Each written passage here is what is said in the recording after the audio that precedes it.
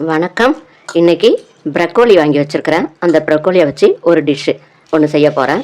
அது எப்படி செய்யலாம் அப்படின்னு பார்க்கலாம். அதை வெந்நீரில் ஊற போட்டிருக்கேன். நல்லா வெந்நீர் ஆறி போயிடுச்சு. ஆறி போனதும் இப்போ இதை எடுத்து இன்னும் ஒரு தடவை ஒரு நல்ல தண்ணியில் போட்டு நல்லா கொஞ்சம் அலசிக்கலாம். இந்த ப்ரக்கோலி எடுத்து தனியாக ஒரு பாத்திரத்தில் எல்லாத்தையும் எடுத்து வச்சுக்கிறேன். அப்படியே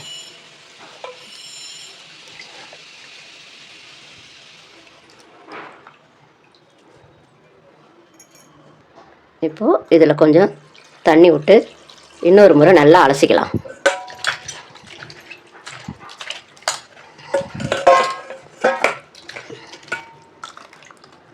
அலசி இப்படி தண்ணி இல்லாமல் ஒடிய புழிஞ்சு வச்சுக்கிறேன். நல்லா கழுவி சுத்தம் பண்ணி இதை எடுத்துகிட்டு வந்திருக்கிறேன். இப்போது இதுக்கு கொஞ்சம் உப்பு போட்டு உரசி வைக்கலாம்.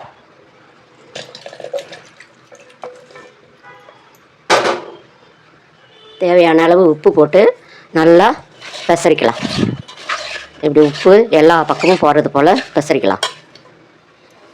இப்படி நல்லா பெசரும்போது கொஞ்சம் தண்ணி அப்படியே வரும். அந்த தண்ணி வரும் கொஞ்சோண்டு. அந்த தண்ணியை இருத்துடலாம்.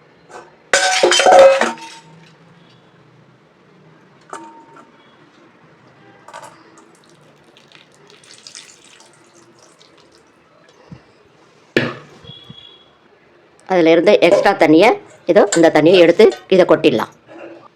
இப்போது தனி மிளகாத்தூள் ஒரு 2 டீஸ்பூன் அளவுக்கு இதில் கொட்டி அதையும் நல்லா கலக்கிக்கலாம். இந்த ப்ரக்கோலி கூட அந்த உப்பு தனி மிளகாத்தூள் எல்லாம் ஒன்றா கலக்கிறது போல் நல்லா பெசரிக்கலாம்.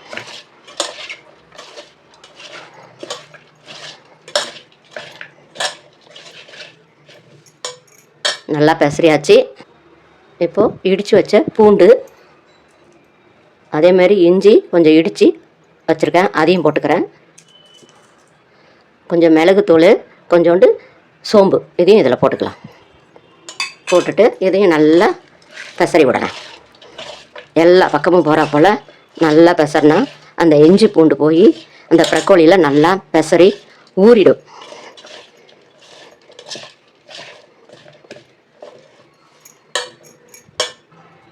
இப்போது கொஞ்சம் போல் கார்ன்ஃப்ளவர் மாவு, கொஞ்சம் கடலை மாவு, கொஞ்சம் அரிசி மாவு, இதையும் போட்டு நல்லா பெசரிக்கலாம்.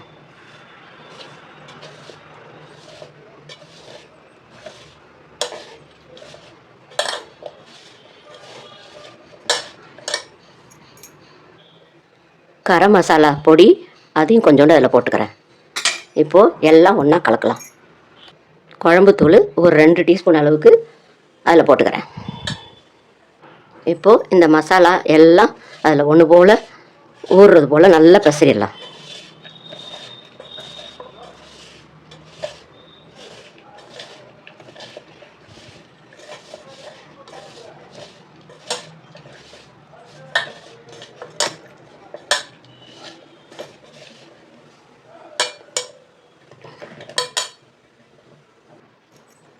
இப்போ கொஞ்சம் போல் தண்ணி லேசாக தெளித்து பெசரிக்கலாம்.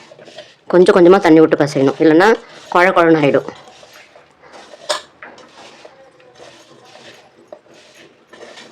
இப்படி பெசரும்போது இந்த இடுக்களெல்லாம் ஓடி போய் அழகாக அந்த மசாலா அந்த இடுக்களெல்லாம் அப்படியே தங்கும்.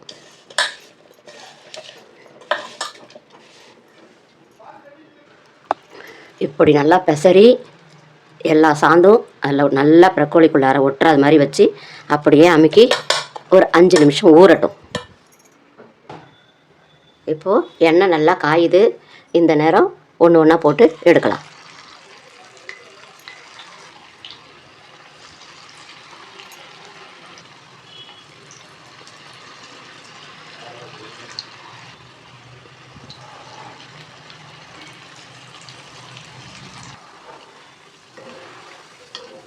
கொஞ்சம் வெந்ததும் அப்படியே திருப்பி போட்டுக்கலாம்.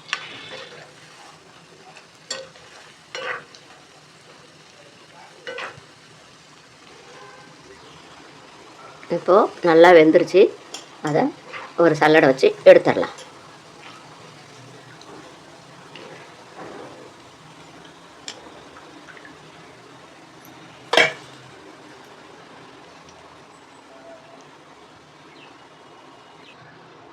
அப்படியே ஒரு தட்டில் எடுத்து போட்டுக்கிறேன். திரும்பவும் கொஞ்சம் எடுத்து போட்டுக்கலாம்.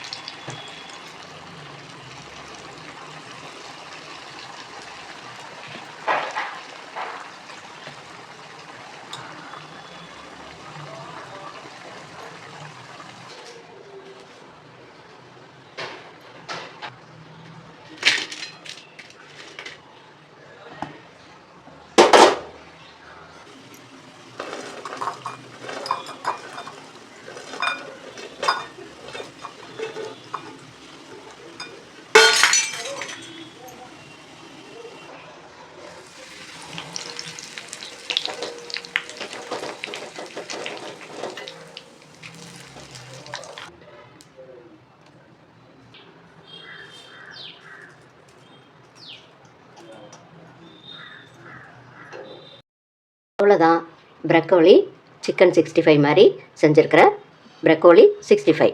இது எப்படி இருக்குது? நல்லா இருக்குதா? சூப்பராக இருக்குது பாருங்கள். இது மொறு மொறுன்னு சாப்பிட்றதுக்கு சும்மா அருமையாக இருக்கும். சாம்பார் சாதம், ரசம், தயிர் சாதம் இப்படி எல்லாத்துக்குமே இதை தொட்டுக்கிட்டு திங்கலாம். இப்படிப்பட்ட ஒரு டிஷ்ஷு தான் இன்றைக்கி நான் செஞ்சுருக்கிறேன். நன்றி. அடுத்த பதிவில் சந்திக்கலாமா?